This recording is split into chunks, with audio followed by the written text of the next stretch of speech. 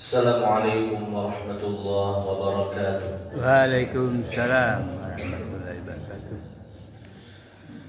Alhamdulillah, alhamdulillahilladzi anzala as-sakinata fi qulubil mu'minin liyazdadu imanan ma'a imanihim. Walillahi junudus samawati wal ardh. Wa kana Allahu aliman hakima. Asyhadu an la ilaha illallah wahdahu la syarika lah, wa asyhadu anna Muhammadan abduhu wa rasuluhu sallallahu alaihi wasallam al-mab'uts rahmatan lil alamin alladzi la nabiyya ba'dah. Allahumma fashalli wa sallim وبارك وأنعم على هذا النبي الكريم وعلى آله وصحبه ومن تبعهم بإحسان إلى يوم الدين. أما بعد، kaum muslimin wal muslimat, hadirin wal hadirat, Bapak Ibu jamaah Masjid Surah Darul Jannah yang semoga senantiasa dirahmati oleh Allah Subhanahu wa taala. Amin. Puji syukur kehadirat Allah Azza wa Jalla. Alhamdulillah, Allah Subhanahu wa taala senantiasa memberikan kepada kita berbagai macam nikmat dan karunia, sehingga pada subuh ini Allah mudahkan kita, Allah berikan kita kekuatan untuk menghadiri majelis ilmu serta melaksanakan berbagai macam ibadah pada subuh yang mulia ini. Kemudian salawat dan salam kita mohonkan kepada Allah agar disampaikan kepada Nabi kita Nabi Muhammad sallallahu alaihi wasallam. Allahumma salli ala Muhammad wa ala ali Muhammad. Semoga salawat dan salam juga tercurah kepada keluarga beliau, kepada ummahatul mukminin, kepada para sahabat dan orang-orang yang mengikuti beliau dengan benar hingga hari kiamat. Bapak Ibu dirahmati Allah Subhanahu wa taala, kembali kita melanjutkan kajian tafsir Al-Qur'an. Pada pertemuan sebelumnya kita membahas surat Al-Baqarah ayat 145 sampai 146. Insyaallah taala pada kesempatan ini kita lanjutkan dengan ayat 147 sampai 148. Surat Al-Baqarah 147 sampai 148. Di ayat 147 Allah Subhanahu wa taala berfirman, Al-haqqu min rabbika fala takunanna minal mumtarin. Kebenaran itu berasal dari Tuhanmu, maka janganlah sekali-kali engkau wahai Muhammad termasuk orang-orang yang ragu. Al-haqqu min rabbika, kebenaran itu dari Tuhan. Kebenaran berupa Islam, Al-Quran dan Sunnah, semua berasal dari Allah Subhanahu wa ta'ala. Dan Allah pun juga disebut dengan Al-Haq, Allah yang maha benar. Jadi kebenaran Islam itu bersifat mutlak, ya, betul-betul benar. Sedangkan kebenaran yang ada selain Islam itu sifatnya relatif, ya, terkadang bisa benar, terkadang bisa salah. Adapun Islam maka kebenarannya mutlak, tidak terbantahkan, karena Islam berasal dari Allah Subhanahu wa ta'ala, Zat yang maha benar. Tidak mungkin Allah Subhanahu wa ta'ala akan menurunkan Islam yang keliru, yang salah kepada manusia. Tidak mungkin Allah menurunkan Al-Quran untuk menyesatkan manusia. Tidak mungkin. Inna hadzal Qur'ana yahdi lillati hiya aqwam. Sesungguhnya Al-Quran ini menunjuki kepada jalan yang paling lurus, jalan yang paling benar. Taha ma anzalna 'alaikal Qur'ana litashqa.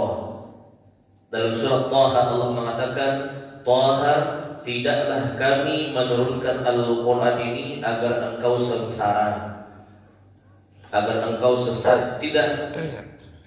Faman ittaba'a hudaya fala yadhillu wa la yashqa.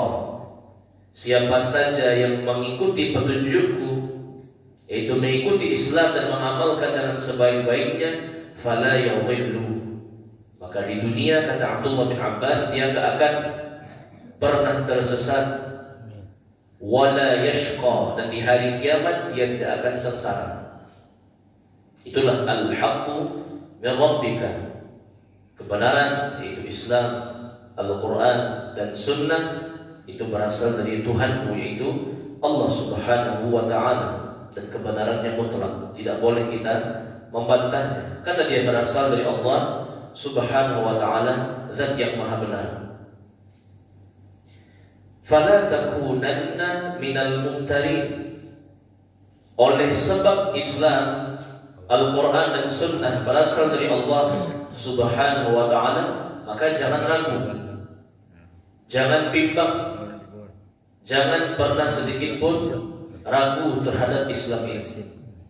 Karena di antara kewajiban orang beriman adalah dia beriman dengan iman yang jazim, iman yang 100%. La yaqbaluhu asyak, yang tidak ada keraguannya sedikit pun. Begitu kata para ulama. Makanya Allah memulai surah Al-Baqarah dengan apa?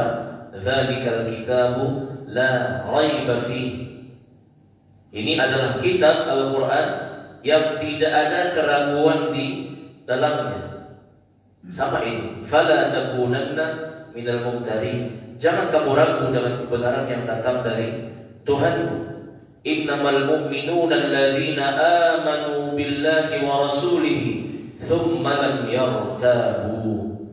Dalam surah Al-Hujurat Allah mengatakan, orang beriman itu adalah orang yang beriman pada Allah dan Rasulnya, thumma lam yartabu, kemudian dalam hatinya tidak ada sedikit pun keraguan terhadap apa yang dibawa oleh Allah dan Rasulnya.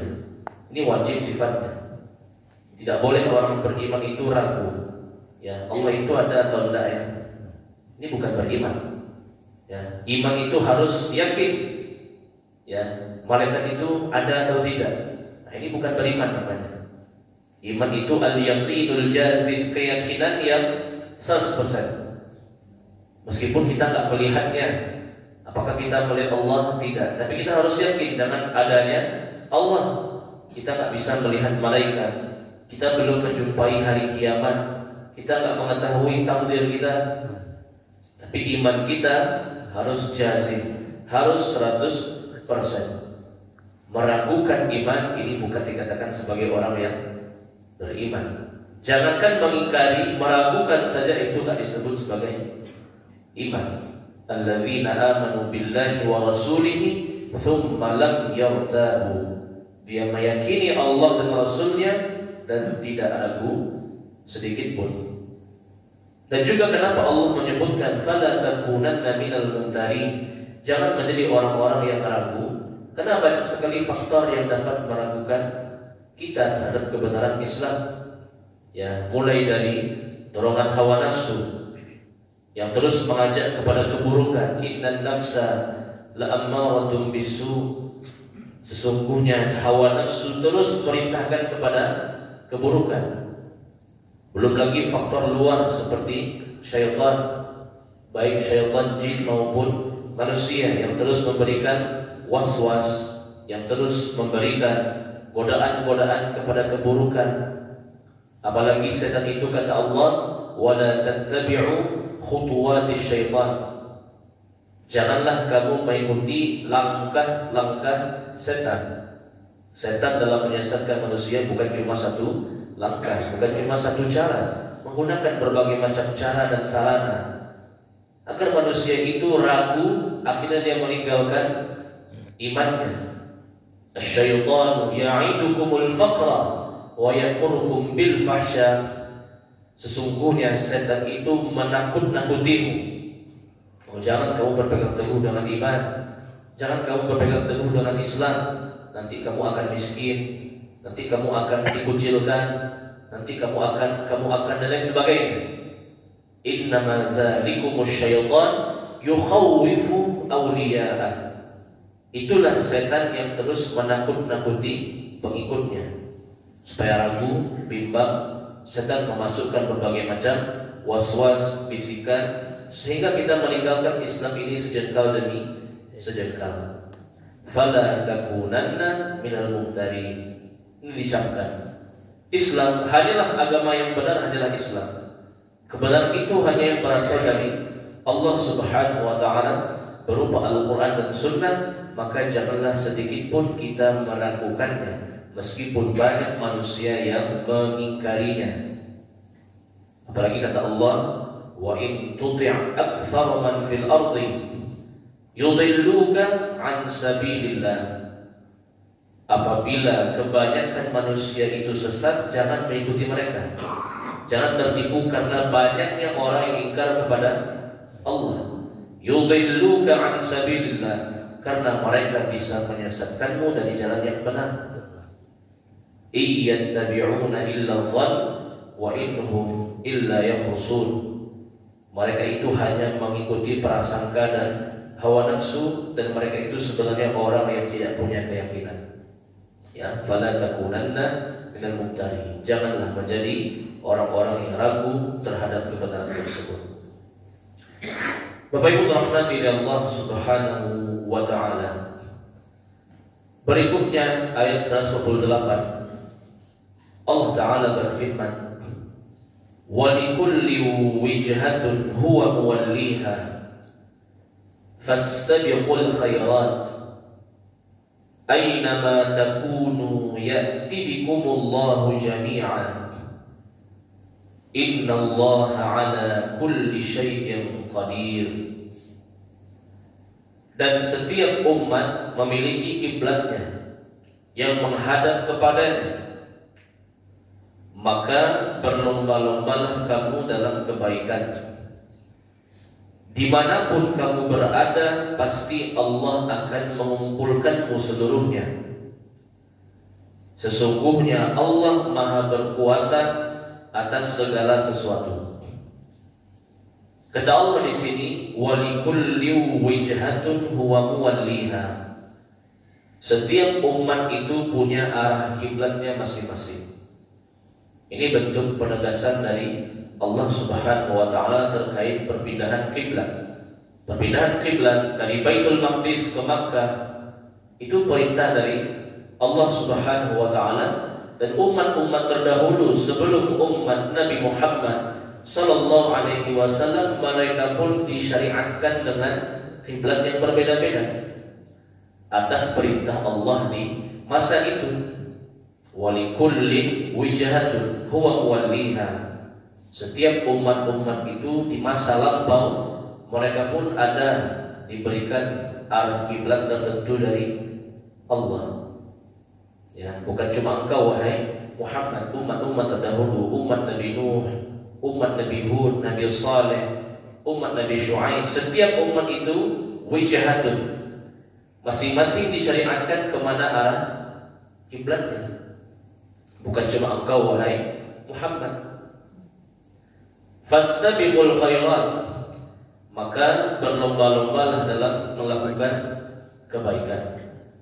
Hukum asalnya melakukan ketaatan kepada Allah Subhanahu wa taala adalah dengan bersegera, tidak menunda-nunda.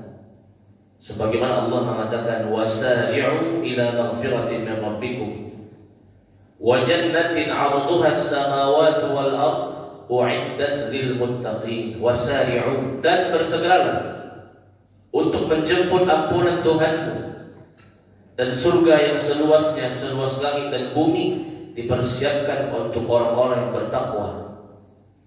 Dalam surah Al-Hadid Allah mengatakan, sabiqu ila maghfiratin min rabbikum wa jannatin 'arduha ka'ardis samai wal ard. Berlombalah, bukan cuma bersegera, yaitu berlomba. Berlomba itu berkompetisi menjadi yang terbaik untuk menggapai ampunan Allah dan meraih surga yang luasnya seluas langit dan bumi, yang dipersiapkan bagi orang-orang yang beriman dan bertakwa. Terkadang kita berlomba dalam masalah dunia, bahkan seringkali kita berlomba dalam masalah dunia, dalam memperbanyak anak, dalam memperbanyak harta, dalam mencari kemuliaan, sanjungan dan lain sebagainya. Iya.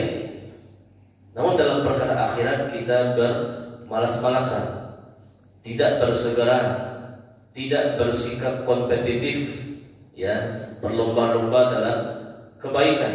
Padahal kebaikan akhirat itu jauh lebih sempurna dibandingkan kebaikan dunia. Dunia, apapun kebaikannya tidak mutlak baik, akan silih berganti, baik, buruk, senang, susah. Itu yang mati-matian kita cari siang dan malam. Namun untuk perkara akhirat abadal abidi, yang selama-lamanya akan ditempati, kita berleha-leha, bermalas-malasan, nanti dan lain sebagainya. Kita belum mengamalkan fastabiqul khairat, berlomba-lomba dalam kebaikan. Untuk perkara dunia kita berlomba-lomba, untuk perkara akhirat seolah-olah, ya, itu bukan sesuatu hal yang penting. Padahal Allah mengatakan bal tu'thirunal hayatad dunya wal akhiratu khairun wa abqa. Kalian itu wahai manusia lebih mementingkan kehidupan dunia, padahal akhirat jauh lebih baik dan jauh lebih kekal. Makanya Allah mengatakan wasari'u, sabiqu, bersegeralah, berlombalah untuk meraih ampunan Allah dan surga yang seluas langit dan bumi dipersiapkan bagi orang-orang yang bertakwa. Dan juga dalam masalah doa, terkadang dalam masalah doa terkait dunia kita ingin yang terbaik, namun terkait perkara akhirat kita berdoanya tidak serius. Padahal Nabi mengatakan, "Idza sa'altumullah fas'alu al-firdaus." Kalau kamu minta surga, jangan tanggung-tanggung. Minta surga firdaus, minta surga yang paling tinggi. Diminta saja belum tentu dapat, apalagi tidak pernah kita memintanya kepada Allah Subhanahu wa ta'ala. Pernahkah kita minta pada Allah, wahai Allah, aku ingin masuk surga, bukan cuma surga biasa, aku ingin surga yang tertinggi, yaitu surga firdaus. Bahkan kata para ulama, terkait permintaan akhirat kita perlu minta yang khusus.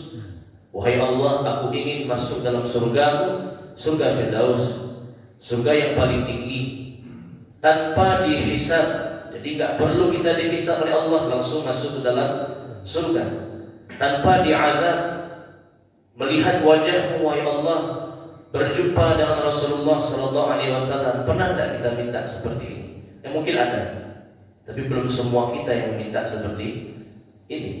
Oh, kalau dunia kita minta, wahai Allah, saya ingin harta sekian, rumah yang spek sekian, kendaraan yang kualitas sekian, jelas-jelas kita minta kepada Allah. Namun untuk akhirat, wahai Allah, masukkan ke surga, lindungi dari neraka. Sampai situ saja. Kita nggak minta sesuatu yang istimewa kepada Allah Subhanahu wa ta'ala terkait akhirat. Abdullah bin Mas'ud pernah berdoa, Allahumma inni as'aluka imanan la yartad wa na'iman la yanfad wa murafaqata Muhammadin fi a'la jannatil khuldi. Wahai Allah, aku mohon kepadamu iman yang kuat, kenikmatan yang tidak terputus, yaitu surga, dan membersamai Rasulullah di surga firdaus. Pernah kita minta seperti ini kepada Allah Subhanahu wa ta'ala? Mudah-mudahan sudah pernah kita memintanya, dan kita perlu merutinkannya. Kita itu butuh perkara akhirat yang terbaik, bukan perkara akhirat yang penting ya Allah, aku selamat neraka surga. Nah, surga itu pun berderajat Bapak Ibu. Dalam sebuah hadis Nabi mengatakan, inna fil jannah mi'ata darajatin a'addaha Allahu lil mujahidin fi sabilillah ma baina darajatain kama baina as-sama'i wal ardh. Di dalam surga itu ada 100 derajat.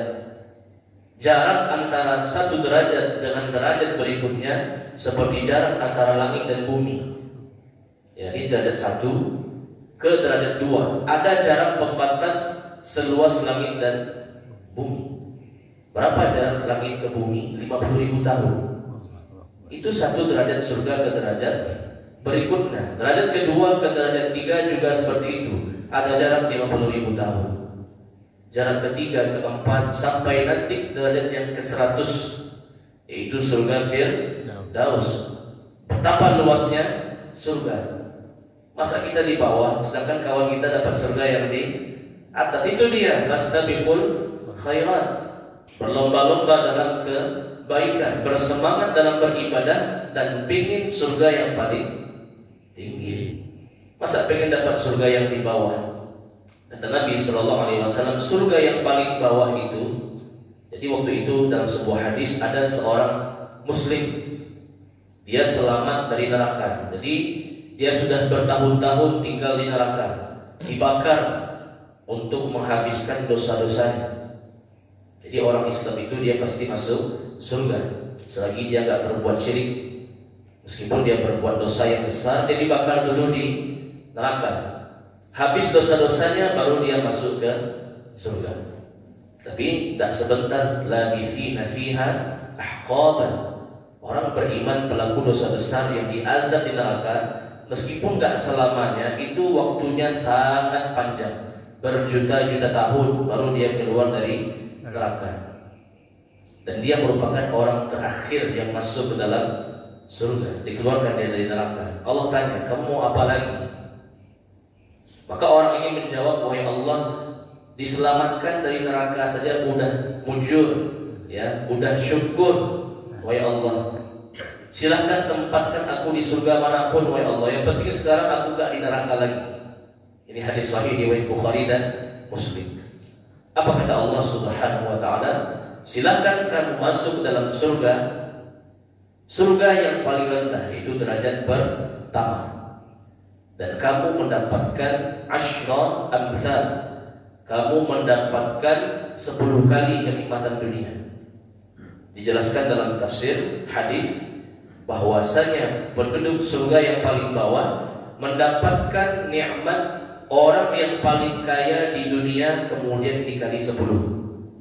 Nah, itu derajat surga yang paling bawah. Masa kita pengen yang di bawah, padahal di atasnya masih ada. Semakin tinggi surganya, semakin bertambah nikmatnya. Semakin indah, semakin menawan, semakin bagus nikmat surganya. Terus sampai di surga yang Firdaus yang paling tinggi. Ini dia. Fastabiqul khairat. Berlomba-lomba dalam kebaikan, bersegera dalam mentaati Allah dan Rasulnya, serta meminta kepada Allah yang paling istimewa nanti di akhirat, yaitu surga Firdaus. Fa innaha a'lal jannah wa awsatuha. Sungguh Firdaus itu merupakan derajat yang paling tinggi dan yang paling istimewa. Wa farquhu 'arsyur rahman. Di atas surga Firdaus adalah 'arsy Allah Subhanahu wa ta'ala, makhluk yang paling tinggi. Aynama takunu ya'ti bikumullahu jami'a. Dimanapun kamu berada, Allah akan mengumpulkanmu. Artinya apa? Dimanapun kita wafat, dimanapun kita berkubur, dengan cara apapun kita meninggal dunia, itu sangat mudah bagi Allah untuk nanti mengumpulkannya di padang mahsyar. Awalaysa alladhi khalaqas samawati wal ardh biqadirin ala an yakhluqa mithlahu. Menciptakan langit dan bumi aja mudah bagi Allah, apalagi hanya membangkitkan manusia di padang mahsyar. Sangat lebih mudah bagi Allah. Dimanapun kamu berada, dimanapun kamu meninggal dunia, dikubur atau tenggelam atau terbakar atau bahkan jasadmu tidak ketemu, ya'ti bikumullahu jami'a. Allah akan mengumpulkanmu nanti di hari kiamat di padang mahsyar. Semua akan dibangkitkan di hari kiamat nanti oleh Allah Subhanahu wa ta'ala. Innallaha ala kulli syai'in qadir. Sesungguhnya Allah itu maha berkuasa atas segala sesuatu. Allah Ta'ala alam bisawab. Inilah kajian tafsir kita pada subuh ini, Al-Baqarah 127 sampai 128. Silakan kalau ada Bapak Ibu yang bertanya, tafadhal.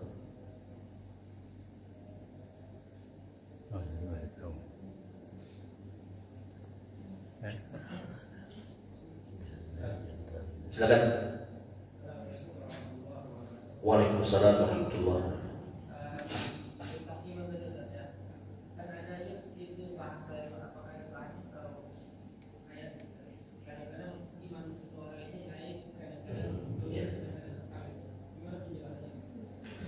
Ya, ini merupakan perkataan para ulama, al-imanu yazidu wa yanqus, yazidu bil ta'ah wa yanqusu bil ma'siyah. Iman itu bisa bertambah dan berkurang, bertambah dengan ketaatan dan berkurang dengan kemaksiatan.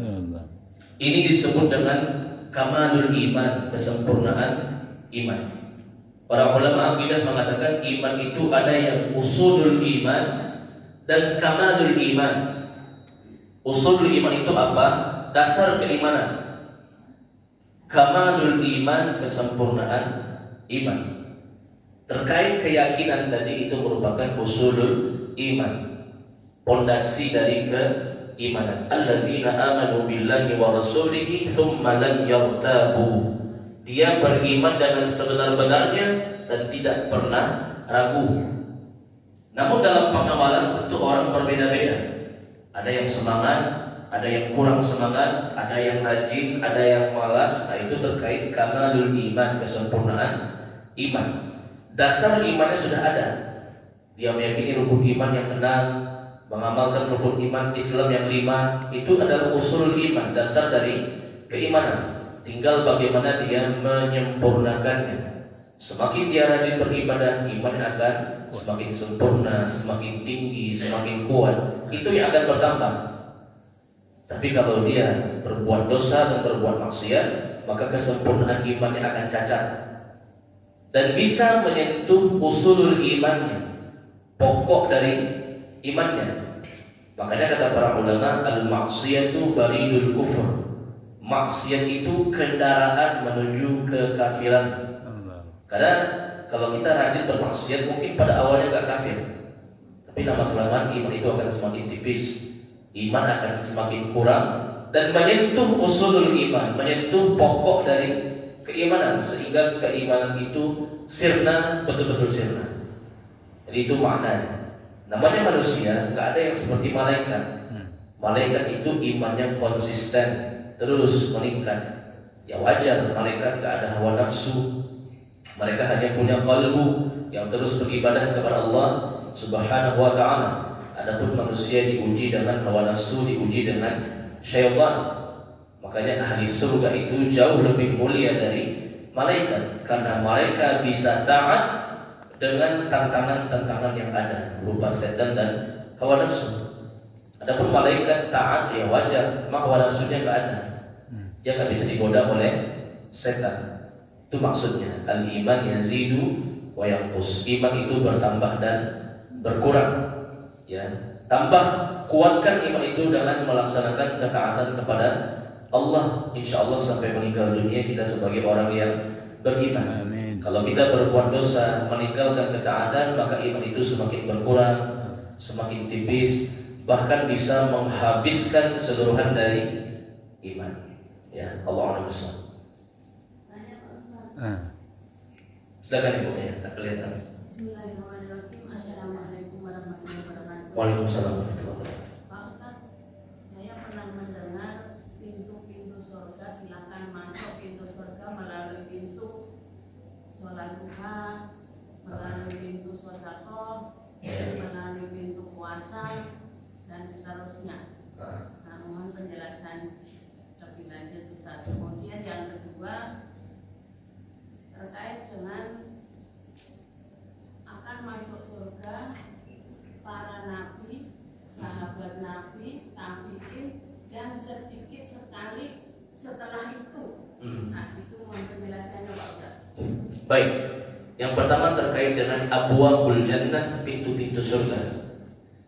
Pintu surga ada 8, sedangkan pintu neraka ada 7. Nah, ini perlu kita mengetahui, harus kita yakini. Abwabul jannah 8, pintu surga ada 8. Wa abwabun nar 7, pintu neraka ada 7. Terkait dengan namanya, yang betul-betul ada namanya secara teks hadis adalah 4. Ya, yang pertama babus shalah, pintu salat. Yang kedua babul jihad, pintu orang yang berjihad. Yang ketiga babur rayyan, pintu ar-rayyan bagi orang-orang yang rajin berpuasa. Yang keempat babus sadaqah, pintu sedekah. Ini yang jelas ada nama pintunya dalam hadis-hadis yang sahih. Pintu salat, pintu jihad, pintu puasa, dan pintu sedekah. Adapun 4 yang lainnya, maka para ulama berbeda pendapat. Namun pendapat yang sahih, 4 pintu lainnya bernama babul mutawakkili, pintu orang-orang yang bertawakal. Yang keenam babu birril walidain, pintu orang-orang yang berbakti pada orang tua. Pintu yang ketujuh babul dzikr, pintu orang yang senantiasa berzikir. Yang kedelapan babut taibin, pintu orang-orang yang senantiasa bertaubat.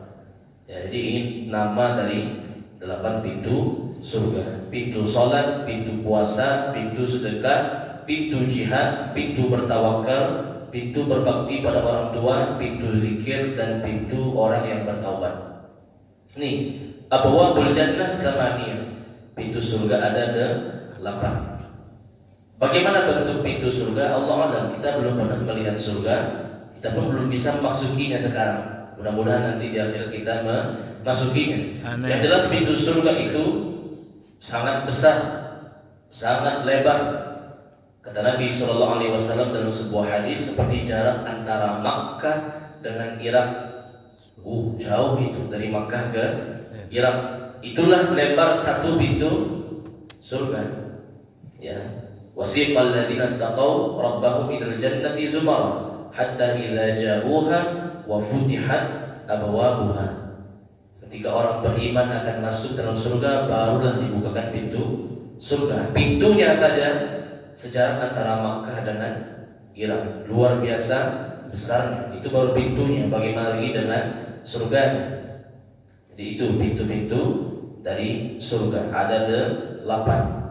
Dan nanti ada sebagian orang yang bisa dipersilahkan masuk dari pintu mana saja, tergantung keutamaan yang didapatkan dari Allah Subhanahu wa Ta'ala. Yang pasti ahli surga akan masuk dari salah satu pintunya, mungkin dari pintu salat, mungkin dari pintu puasa, dari pintu sedekah, pintu taubat. Nah, ini banyak 8 pintu surga. Kemudian terkait dengan Nabi, para sahabat, tabi'in dan tabi'ut tabi'in, mereka masuk surga. Maka jawabannya benar, karena mereka semua memang dijamin surga. Wa kullan wa'adallahu al-husna. Setiap nabi, sahabat, tabi'in, tabi'ut tabi'in, mereka dijamin surga oleh Allah. Adapun yang setelahnya itu enggak terjamin surga. Makanya disebut dengan wa qalilun minal akhirin, sedikit dari generasi yang terakhir. Bukan berarti yang masuk surga sedikit, tapi persentasenya umat Muhammad setelah generasi tadi itu lebih banyak yang ingkarnya, lebih banyak yang jauh dari ketaatan kepada Allah Subhanahu wa Ta'ala. Berbeda dengan generasi awal Islam yang disebut dengan salafus salih, generasi terdahulu dari umat Islam, Nabi, sahabat, tabi'in, tabi'ut tabi'in. Ini generasi emas dari Islam yang tidak akan terulang lagi. Mereka semua itu beriman, berilmu, beramal dengan sempurna. Makanya mereka semua mendapatkan surga. Adapun generasi berikutnya disebut dengan khalaf, generasi belakangan. Nah, maka ini yang banyak yang jauh dari Allah, banyak yang jauh dari beramal saleh, banyak yang bermasalah, bermaksiat. Fa khalafa min ba'dihim khalfun adha'us shalah wattaba'us syahawat. Akan datang suatu generasi kemudian disebut dengan khalfun atau khalaf, generasi yang terakhir. Apa kerja mereka? Adha'us shalah, melalaikan salat, wattaba'us syahawat, dan mengikuti syahwat berbuat maksiat. Itu maksudnya. Ada perbedaan antara generasi salaf dengan khalaf.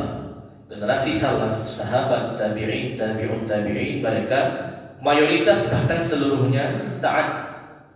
Sedangkan generasi khalaf belakangan itu yang taat lebih sedikit dibandingkan yang berbuat dosa.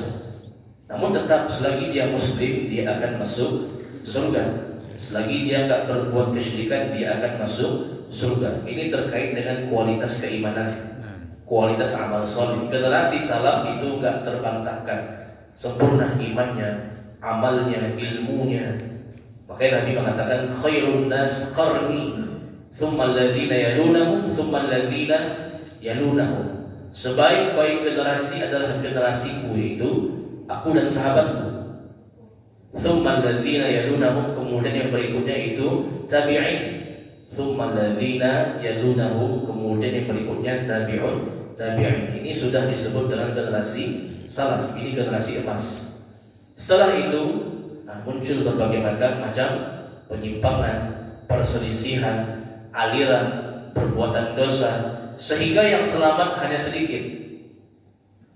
Yang masih berpegang teguh dengan Al-Quran dan Sunnah, itulah yang akan selamat. Adapun sebagian besarnya, semoga kita tak termasuk, mereka justru adalah orang-orang yang adha'us shalah wattaba'us syahawat, meninggalkan salat dan mengikuti syahwat atau perbuatan dosa dan maksiat. Tetap hasil akhirnya siapapun dia muslim, enggak berbuat syirik, dia akan masuk surga. Tapi ayat ini terkait kualitas imannya. Generasi salaf jauh berbeda dengan generasi khalaf, yaitu generasi yang belakangan.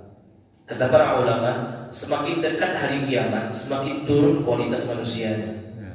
Ya, semakin dekat ke hari kiamat, semakin banyak orang-orang yang meninggalkan agama, semakin banyak orang-orang yang meninggalkan Islam. Puncaknya nanti ketika betul-betul mendekati hari kiamat, orang beriman gak tersisa lagi di muka bumi. Semua sudah dicabut nyawanya oleh Allah melalui angin yang berhembus dari Syam dan dari Yaman, mencabut nyawa setiap orang yang beriman, sehingga yang tersisa di muka bumi hanya orang kafir. Tak ada lagi orang beriman. Dan yang akan menyaksikan kiamat hanya orang kafir. Orang beriman sudah wafat terlebih dahulu. Semakin dekat hari kiamat, kualitas manusia dari segi iman itu akan semakin menurun. Dan ini merupakan sunnatullah. Jangan kita termasuk mereka. Jadilah kita termasuk orang-orang yang berpegang teguh dengan agama, berpegang teguh dengan Al-Quran dan Sunnah, karena jumlahnya akan semakin sedikit semakin mendekati hari kiamat. Ya, Allah a'lam bishawab. Sama-sama. Kita cukupkan, mudah-mudahan bermanfaat, dapat kita pahami, dapat kita amalkan. Terlebih kurang boleh dimaafkan. Subhanakallah bihamdik, asyhadu an la ilaha illa anta, astaghfiruka wa atubu ilaik. Wa sallallahu ala nabiyyina Muhammad walhamdulillahi rabbil alamin. Wassalamualaikum warahmatullahi taala wabarakatuh. Waalaikumsalam warahmatullahi wabarakatuh. Ya Allah, terima kasih banyak. Tadi itu ceramah Ustaz Sultan MC tentang tafsir. Allah.